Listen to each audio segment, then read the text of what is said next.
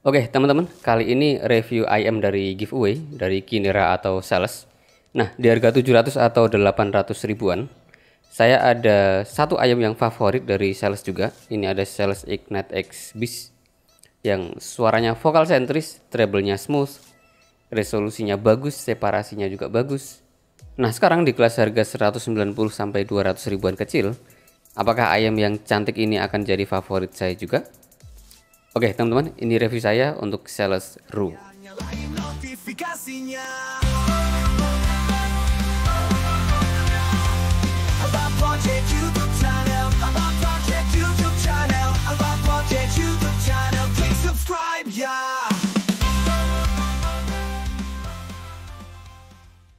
Oke, sebelumnya saya mau sampaikan makasih dulu buat Kinera atau Sales yang udah ngirimin ayam ini dari giveaway-nya kemarin.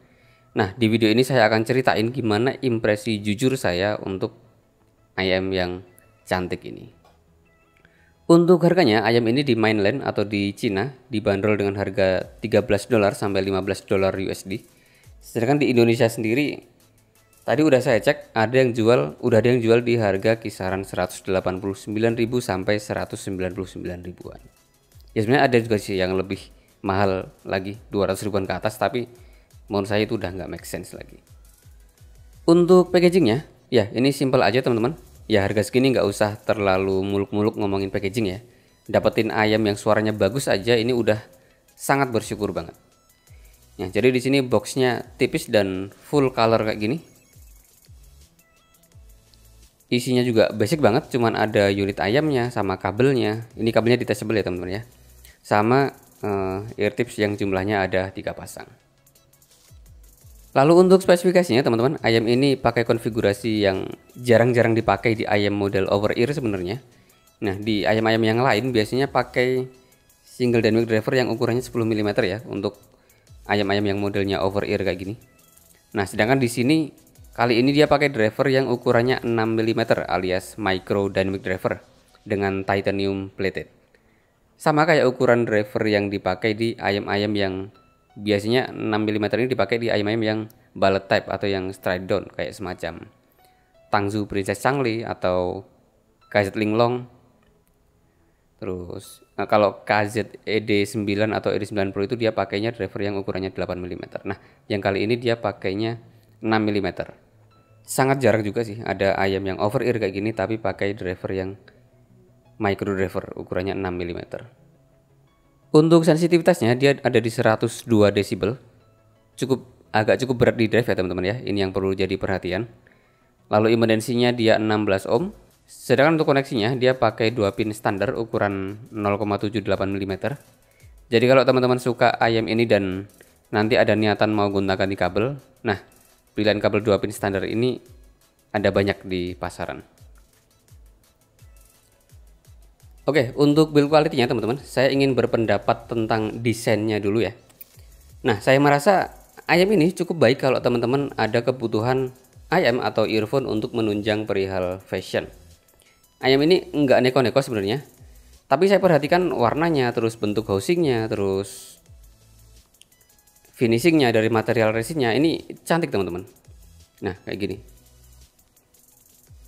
Konsep dari housingnya juga ini semacam unibody yang dicetak dengan teknik 3D printing yang teman-teman bisa lihat di sini sama sekali nggak ada sambungannya kecuali di bagian sambungan antara housing ke nozzle atau filternya ini. Nah, di sini baru ada satu sambungan ini aja. Kan biasanya di sini ada sambungan ya antara faceplate sama housing. Nah, di sini dicetak secara unibody teman-teman, jadi nggak ada sambungannya antara faceplate sama shell housingnya. Nah, jadi secara keseluruhan bisa dibilang ini mulus banget. Terus sudut-sudutnya juga di sini rounded aja, kalem kayak gini. Ayam ini housingnya bermaterial resin yang polos-polos aja teman-teman. Cuma ada tulisan logo Sales ini aja. Yang sebenarnya dari logonya sendiri juga udah cantik ya, dengan pemilihan font yang ala-ala handwriting kayak gini. Terus pilihan warnanya juga lucu-lucu teman-teman, kayak warna-warna permen atau rasa-rasa buah. Cuma sayangnya teman-teman, nah ini ada sayangnya. Awalnya saya kira ayam ini dia pakai full resin yang padat, tapi ternyata di dalamnya sini ada rongganya teman-teman. sama kayak housing ayam kebanyakan. Tapi lucunya di sini peletakan driver ayamnya itu bukan diletakkan di dalam housingnya sini, tapi dia nempel di bagian belakang dari nozzle-nya ini. Kalau ayam-ayam kan biasanya di dalam housingnya di sini ada dudukannya buat drivernya nempel di situ. Nah, kali ini enggak, dia drivernya justru nempel di nozzle-nya ini. Jadi, ya, saya cerita aja, saya pernah enggak sengaja melepaskan si nozzle-nya ini. Nah, teman-teman bisa lihat di sini ada bekas lem, ini saya sendiri yang ngelem. Entah kenapa waktu itu saya cuman berniat untuk melepas saya lepas kayak gini. Nah, tiba-tiba nozzle-nya ini ikutan lepas, teman-teman. Dan yang paling mengagetkan lagi yaitu tadi drivernya itu juga ikutan lepas karena dia nempelnya di sini, nempelnya di nozzle-nya ini. Cuma ya sekarang udah oke lah, udah saya kasih lem lagi dan sekarang udah nggak pernah lepas-lepas lagi, udah kencang. Yang mudah-mudahan cuman di saya aja mengalami kayak gini. Mungkin ada yang lolos dari quality control atau gimana, atau mungkin kalau pengelemannya kurang kuat gitu ya. Nah, sekarang udah kuat, udah nggak ada masalah lagi. Untuk kabelnya juga di sini oke-oke aja, nggak ada masalah. Agak sedikit kaku memang, tapi aman dari gejala-gejala mikrofonik. Lalu di sini udah ada mikrofonnya, teman-teman. Buat teman-teman yang mungkin ada kebutuhan buat open mic saat main game atau Zoom meeting atau teleponan mungkin atau keperluan yang lain. Nah, kualitas suara dari mikrofonnya juga ini udah cukup bagus. Untuk sampel suaranya nanti kita cek di belakang.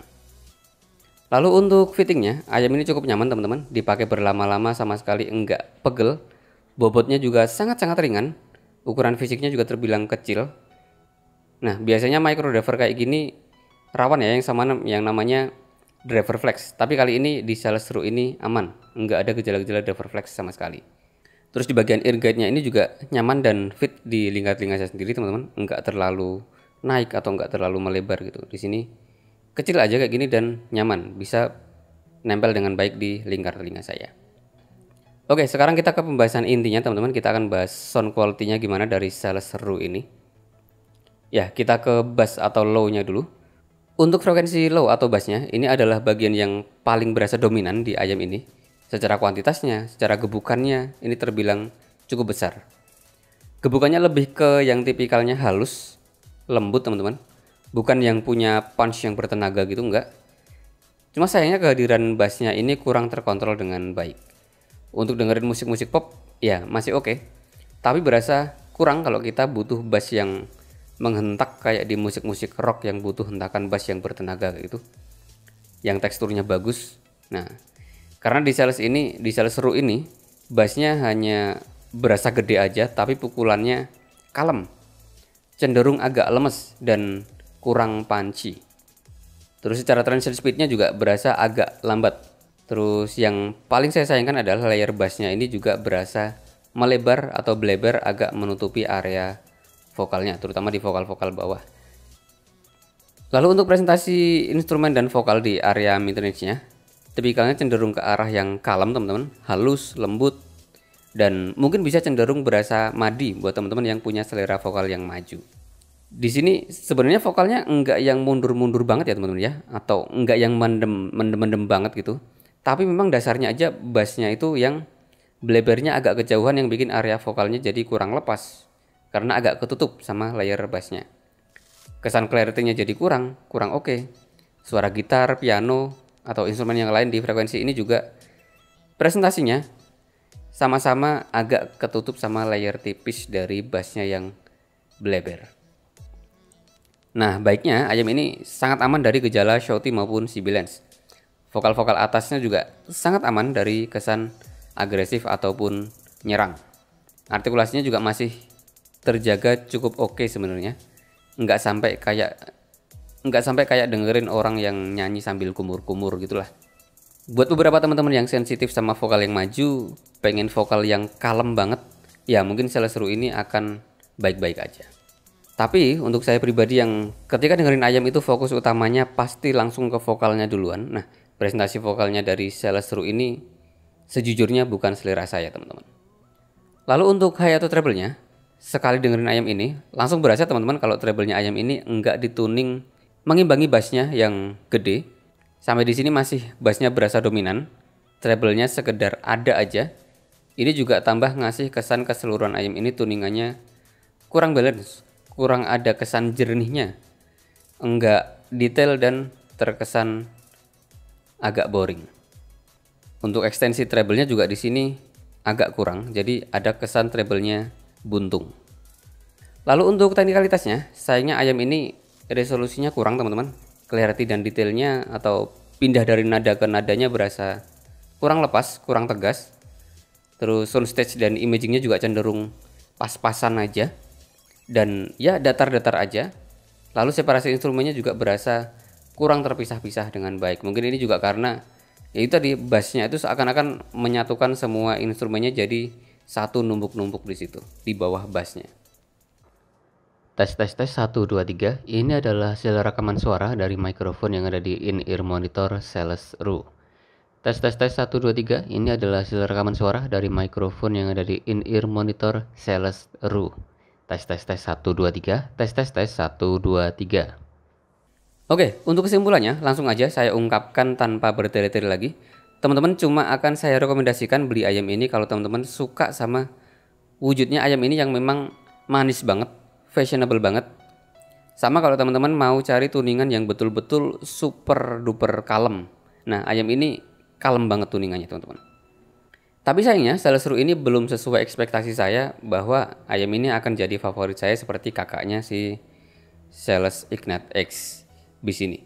Sales Ignat X Bis ini masih jadi favorit saya untuk di kelas budget 700.000 sampai 800 ribuan. Nah, kalau teman-teman ada budget di kisaran 200 ribuan kurang dikit atau lebih sedikit, lalu berekspektasi untuk ayam dengan tonal balance yang bagus, yang resolusinya, clarity dan detailnya bagus, yang soundstage-nya agak lebih luas, lalu separasi instrumennya lebih kepisah-pisah dengan lebih baik, ayam-ayam yang lain masih banyak yang lebih baik dari Sales ROO ini. Teman-teman bisa nonton review saya yang lain, kayak KZ edisi Pro, yang akhir-akhir ini sempat viral. Terus KZ Merga juga oke. KZ ISX itu juga bagus untuk teman-teman yang suka ayam-ayam dengan dominan bass tapi punya clarity dan resolusi yang lebih bagus. Terus KZ Castor Harman atau yang lain itu ya banyak yang lebih bagus dari ayam ini. Tentunya ini berdasarkan selera saya pribadi ya teman-teman ya. Saya enggak menutup kemungkinan juga kalau nanti seleranya teman-teman ternyata memang beda sama saya, ya bisa jadi teman-teman akan lebih cocok sama Sales ROO ini. Kalaupun teman-teman alergi sama brand-brand dari KZ, ya brand lain kayak SIMGOT EW100P, terus Tangzim Zero, atau yang lain masih lebih oke di selera saya pribadi. Oke, gitu ya teman-teman ya. Like kalau teman-teman suka video ini, komen di bawah aja kalau ada teman-teman mau tanya. Nanti ya sebisa mungkin saya jawab. Untuk teman-teman yang belum subscribe, silahkan subscribe supaya nanti bisa ya kita diskusi lagi di review-review selanjutnya. Oke, sekian dari saya teman-teman. Assalamualaikum. Oke teman-teman, gimana videonya? Jangan lupa subscribe ya, nyalain notifikasinya.